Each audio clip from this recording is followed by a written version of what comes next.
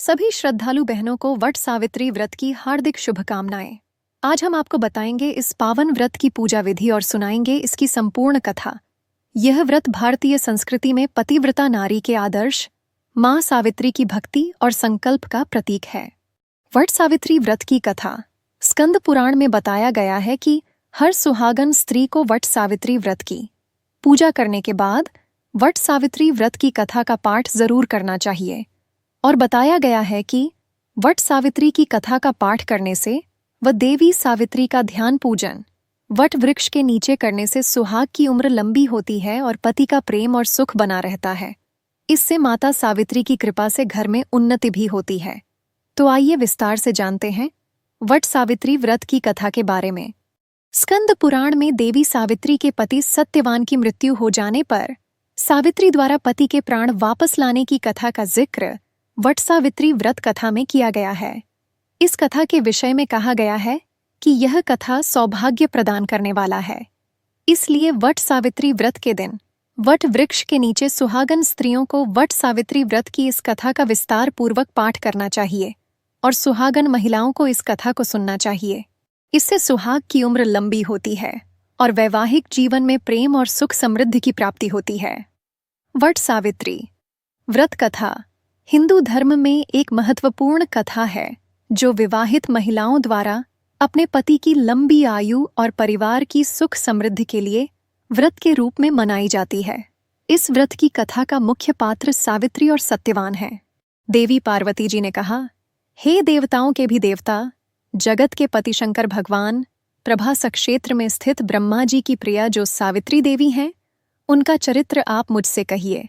जो उनके व्रत का महात्म्य हो और उनके संबंध का इतिहास हो एवं जो स्त्रियों के पतिव्रत्य को देने वाला, सौभाग्यदायक और महान उदय करने वाला हो।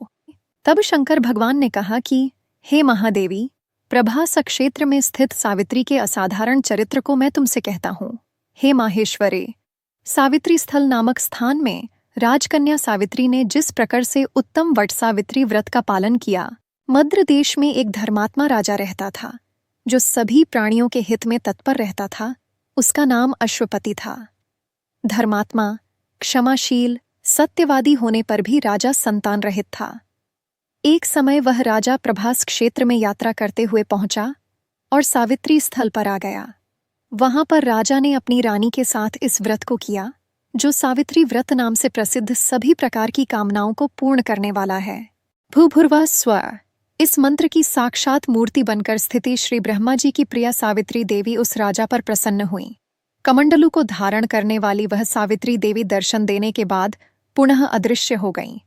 लेकिन देवी के दर्शन के पुण्य से कुछ दिनों बाद राजा अश्वपति के घर देवी के समान रूप वाली कन्या का जन्म हुआ जो देवी सावित्री के अंश से ही उत्पन्न हुई थी। देवी सावित्री की प्रसन्नता से प्राप्त तथा सावित्री की पूजा करने के बाद उत्पन्न कन्या का नाम भी सावित्री रखा गया। वह राजकन्या देवी लक्ष्मी के समान शोभित होती हुई बढ़ने लगी और धीरे धीरे सुकोमल अंगों वाली वह कन्या यौवनावस्था को प्राप्त हुई। नगरवासी उस कन्या को देखकर यही समझते थे कि वह कोई देवकन्या है।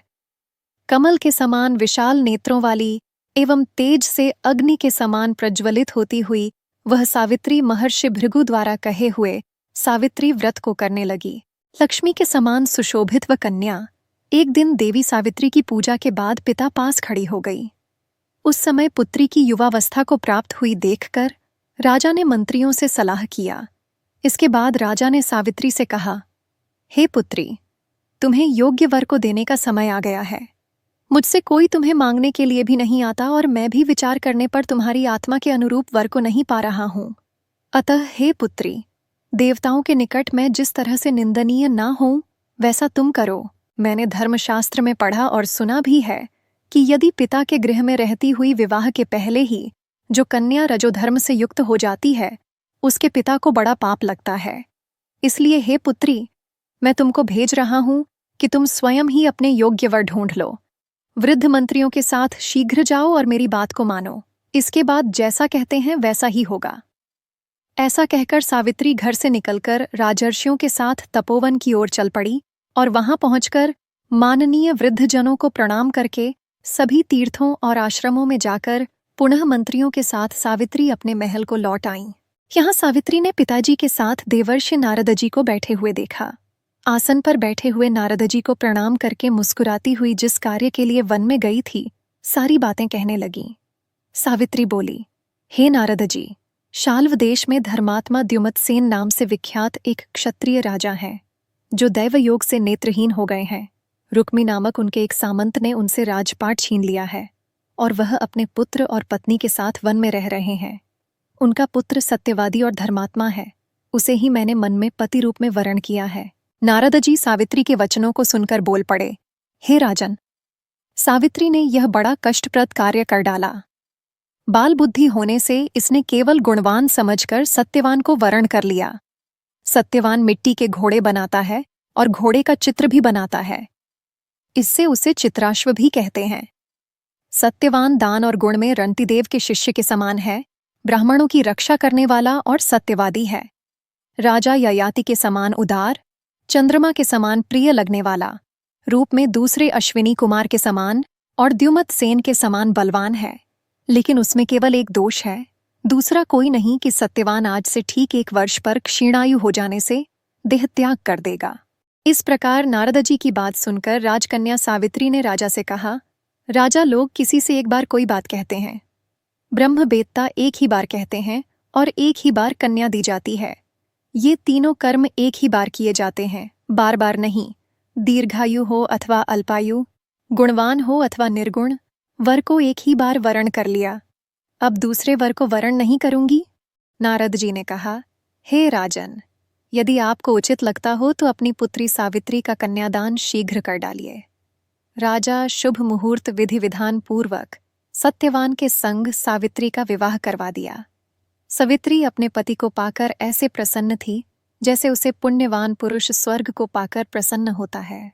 सावित्री उस सत्यवान के साथ आश्रम में रहते हुए नारद जी की कही हुई बात को याद करती रहती थी और उस दिन को गिनती रहती थी कि जब सत्यवान देह त्याग कर चले जाएंगे।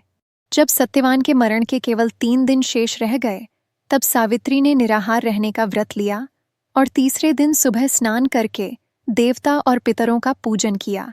फिर सास ससुर की चरण वंदना करके वह भी पति के साथ जंगल की ओर चल पड़ी।